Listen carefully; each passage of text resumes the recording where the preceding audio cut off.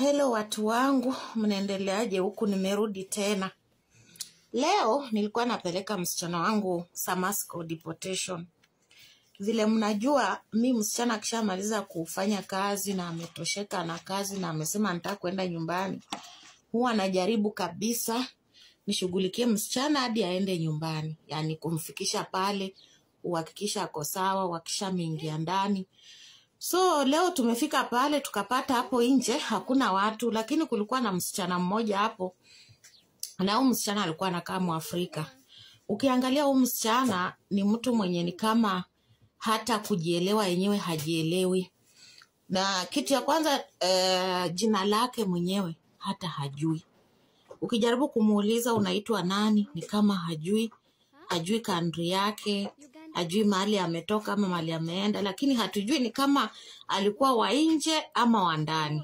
Huwezi elewa kama ni mtu maybe host amemwacha pale ama ni kafili wake amemwacha pale. Lakini all in all, naomba Mungu labda familia yake ipate habari, kwa sababu once ukiingia pale ndani uwanga wanachukua fingerprints. Wakichukua fingerprint unapata familia imejulishwa kwamba mtu wako anakuja na mtu wako ako hali hii.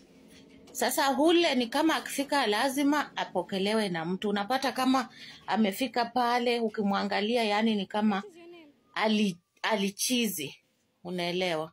Sasa unaweza pata ni kama ametumikiwa ama wamemtumikia wakaona sasa huyu sasa hafai na wakaenda wakamwacha mahali kama pale. All in all, what I can say is that mkiwa huku nchi za mbali mnaomba Mungu.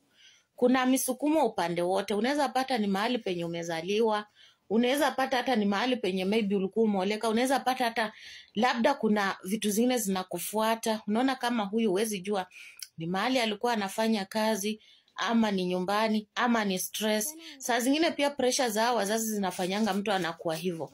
Unapata mtu amekuja huku na familia yake imemwekea ile pressure tu. Lazima utume pesa, end months lazima ufanye hivi. So unapata mtu unakuja unachanganyikiwa. May God protect all girls in Gulf ama all hardworking people in Gulf. Wawe wanaume wawe wanawake. Hakuna mtu anaweza penda mtu wake kurudi nyumbani akiwa hali hii.